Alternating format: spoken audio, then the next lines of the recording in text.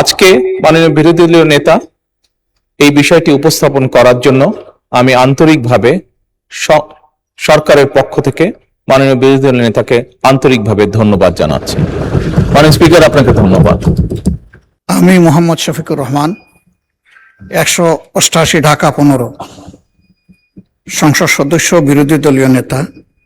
জাতীয় সংসদের কার্যপ্রণালী বিধির 147 বিধি অনুসারে নিম্নোক্ত প্রস্তাবটি মহান জাতীয় সংসদে বিবেচনা ও সিদ্ধান্তের জন্য উপস্থাপন করছি। যেহেতু কাতারের সাবেক আমির, আধুনিক কাতারের রূপকার এবং বাংলাদেশের অকৃত্রিম বন্ধু মরহুম শেখ হামাদ বিন খলিফা আল থানি 12 জুলাই 2026 তারিখে ইন্তেকাল করেছেন, যা মুসলিম উম্মাহ এবং বাংলাদেশের জনগণের জন্য গভীর শোকের বিষয়। যেহেতু কাতারের সাবেক আমির, আধুনিক কাতারের রূপকার এবং বাংলাদেশের অকৃত্রিম বন্ধু মরহুম শেখ হামাদ বিন খলিফা আল থানি 12 জুলাই, দুঃখিত, আমি প্রথম থেকে আবার পড়ছি। আমি মোহাম্মদ শফিকুর রহমান, 188 ঢাকা 15 সংসদ সদস্য ও বিরোধী দলীয় নেতা, জাতীয় সংসদের কার্যপ্রণালী বিধির 147 বিধি অনুসারে নিম্নোক্ত প্রস্তাবটি জাতীয় সংসদে বিবেচনা এবং সিদ্ধান্ত গ্রহণের জন্য উপস্থাপন করছি।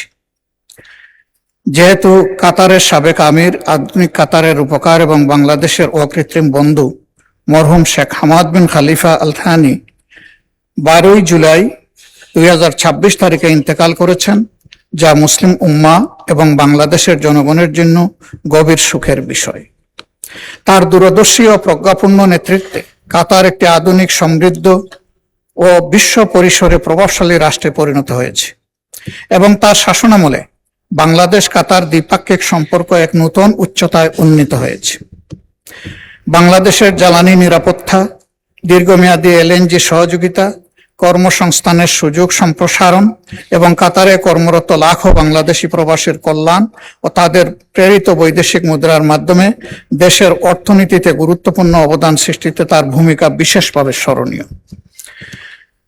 মহান এই ব্যক্তির স্মৃতির প্রতি যথাযথ রাষ্ট্রীয় সম্মান প্রদর্শন করে ইতিমধ্যেই এই মহান সংসদে সর্বসম্মত শোক প্রস্তাব গৃহীত হয়েছে এবং একই সাথে একদিনের শোকও পালিত হচ্ছে। এর সাথে আমি অধিকতর সম্মান প্রদর্শন এবং আমাদের ভবিষ্যৎ সম্পর্ককে নতুন উচ্চতায় নিয়ে যাওয়ার স্বার্থে দীর্ঘদিনের বন্ধুত্বপূর্ণ সম্পর্কের স্বীকৃতি স্বরূপ ঢাকায় অবস্থিত কাতার দূতাবাস সড়কটি শেখ হামাদ বিন খলিফা আল থানি সড়ক নামে নামকরণের প্রস্তাব করছি। অতএব আমি প্রস্তাব করছি যে বাংলাদেশ জাতীয় সংসদের কার্যপ্রণালী বিধির 147 বিধি অনুসারে বিষয়টি জাতীয় সংসদে বিবেচনা করে আলোচনাক্রমে সর্বসম্মতিক্রমে গৃহীত হোক এবং প্রয়োজনীয় ব্যবস্থা গ্রহণের জন্য মাননীয় সংসদ নেতা ও প্রধানমন্ত্রীকে আমি বিনয়ী অনুরোধ জ্ঞাপন করছি। ধন্যবাদ মাননীয় স্পিকার। ধন্যবাদ মাননীয় বিরোধী দলের নেতা। আমি এখন মাননীয় সংসদ নেতা ও মাননীয় প্রধানমন্ত্রীকে বক্তব্য রাখার জন্য আহ্বান জানাচ্ছি। ধন্যবাদ। মাননীয় স্পিকার, আপনাকে ধন্যবাদ।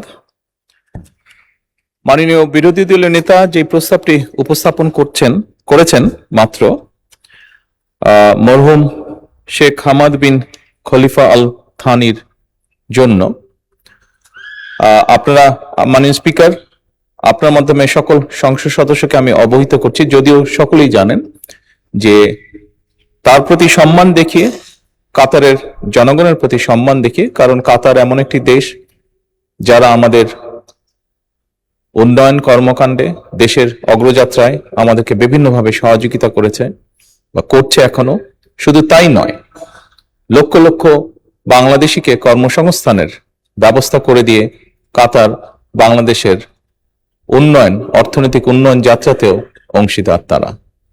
শুধু তাই নয়, এর ভিতরে যখন মধ্যপ্রাচ্যে হরমুজ প্রণালী নিয়ে একটি পরিস্থিতি তৈরি হয়েছিল এবং কাতার নিজেও বিভিন্নভাবে আক্রান্ত হওয়ার পরেও আমাদের লক্ষ লক্ষ প্রবাসীকে তারা নিজেদের নাগরিকদের মতন তারা তাদের টেক কেয়ার করেছে, তাদের নিরাপত্তা তারা নিশ্চিত করেছে। মাননীয় স্পিকার, এই সকল বিষয় বিবেচনা করি মরহুম শেখ হামাদ বিন খলিফা আল থানির জন্য আজকে রাষ্ট্রীয় শোক ঘোষণা করা হয়েছে।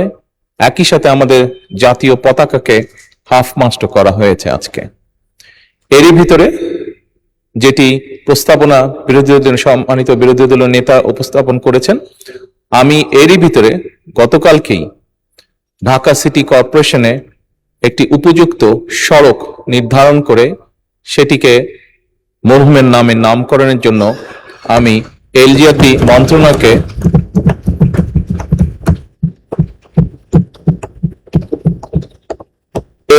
মন্ত্রণালয়কে গতকালকে মৌখিকভাবে নির্দেশনা প্রদান করা হয়েছে মাননীয় স্পিকার। এবং আজকে মাননীয় বিরোধী দলীয় নেতা এই বিষয়টি উপস্থাপন করার জন্য আমি আন্তরিকভাবে সরকারের পক্ষ থেকে মাননীয় বিরোধী দলীয় নেতাকে আন্তরিকভাবে ধন্যবাদ জানাচ্ছি। মাননীয় স্পিকার, আপনাকে ধন্যবাদ।